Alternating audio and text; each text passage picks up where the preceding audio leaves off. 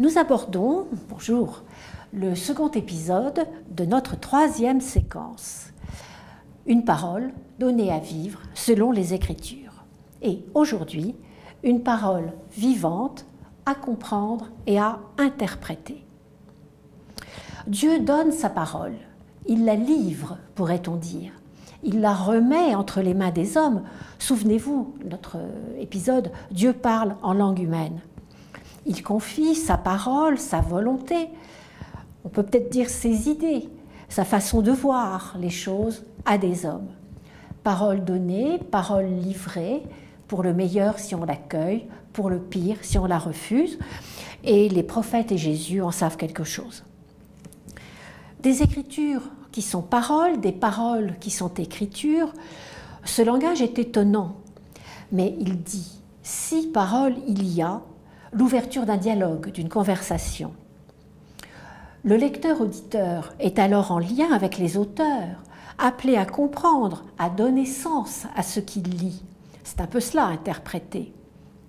Parce qu'ils sont livrés, donnés, confiés à des générations successives de croyants, ces textes bibliques sont à être rendus accessibles tout au long des millénaires. Et c'est l'originalité des traditions juives et chrétiennes.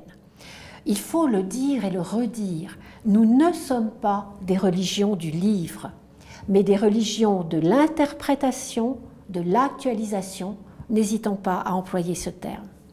Disons que la proximité, la bonté des paroles de Dieu est réelle, confiée à des hommes datés, situés, certes, mais qu'elle nous rejoint chacun aujourd'hui.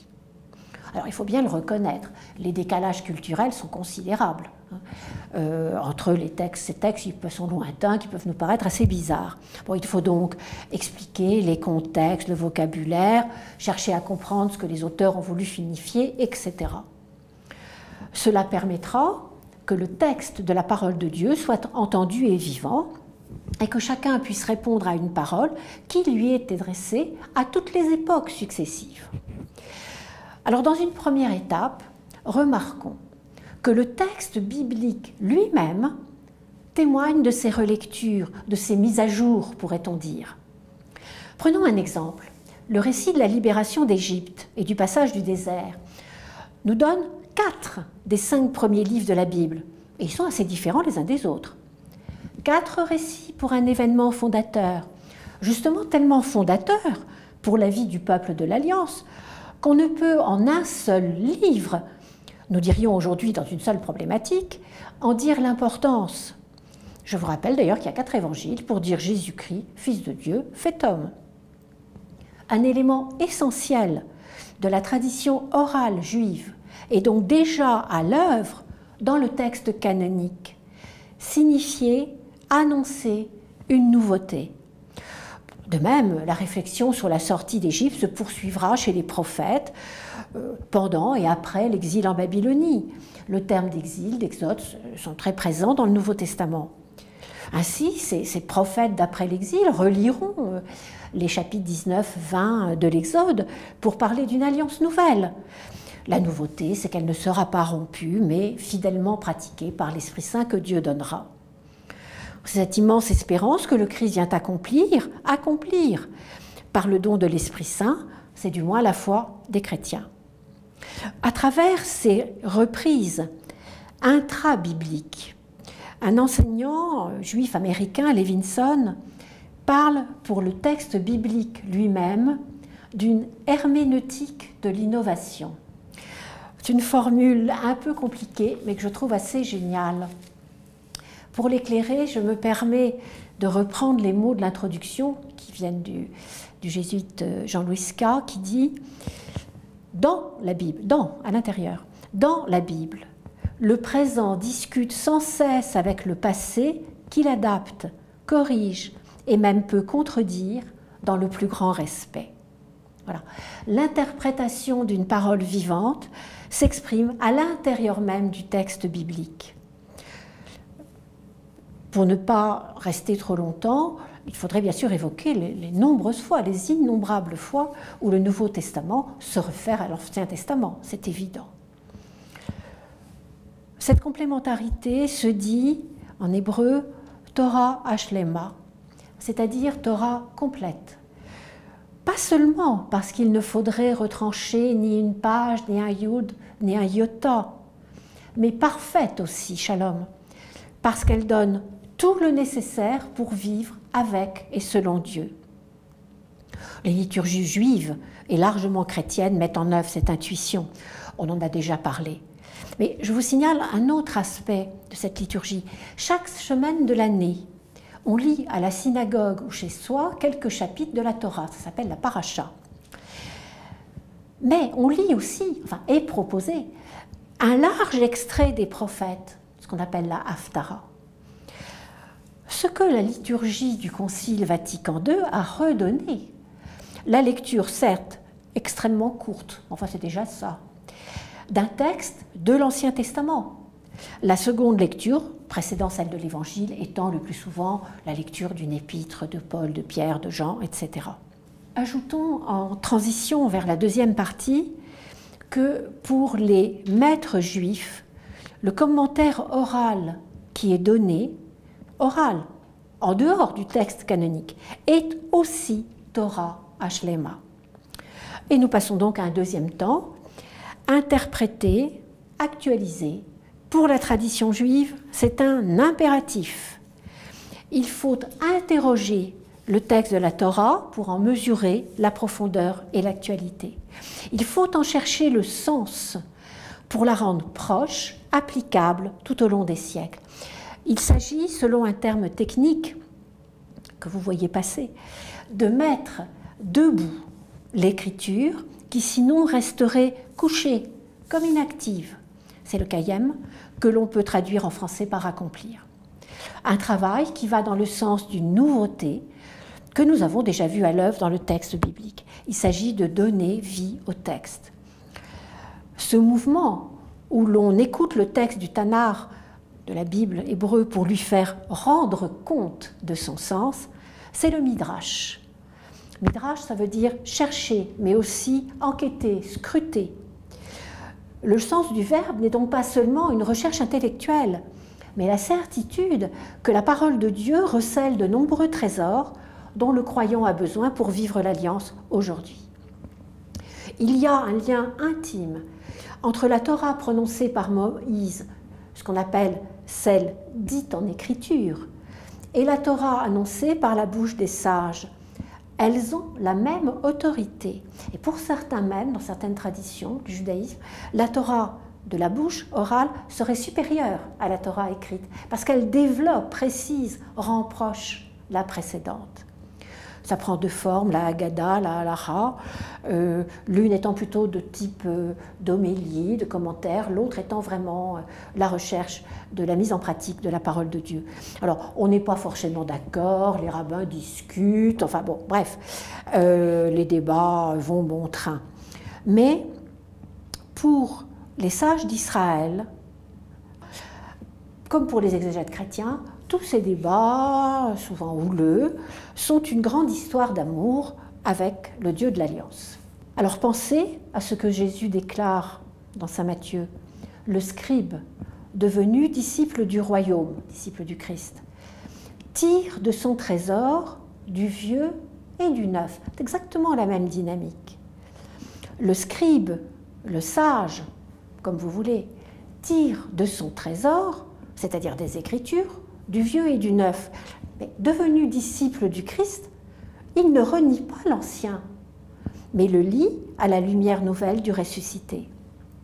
Nouveauté et fidélité dans la lecture et l'interprétation, c'est ce que les sages d'Israël et les baptisés essayent d'allier au long des siècles.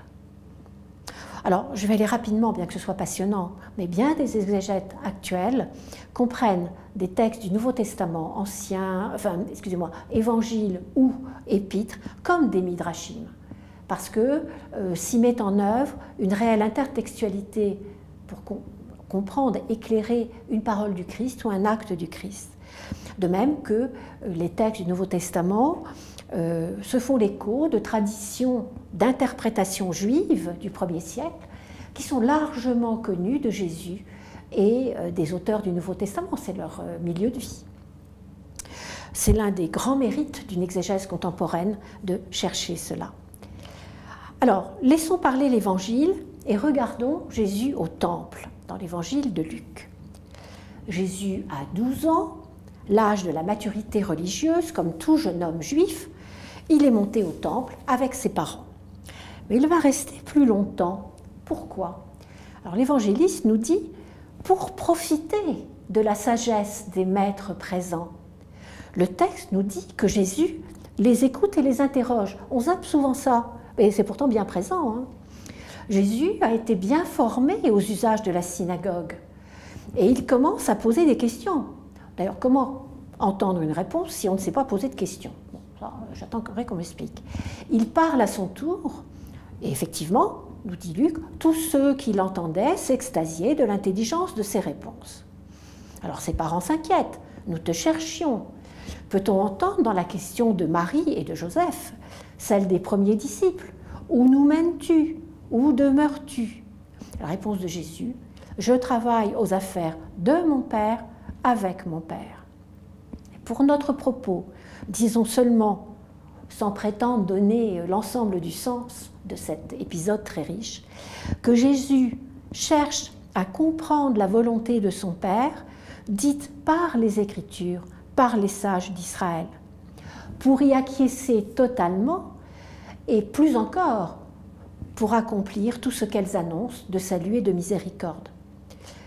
Dans son incarnation, c'est par des paroles humaines que Jésus connaît celles de son Père, celles des Écritures.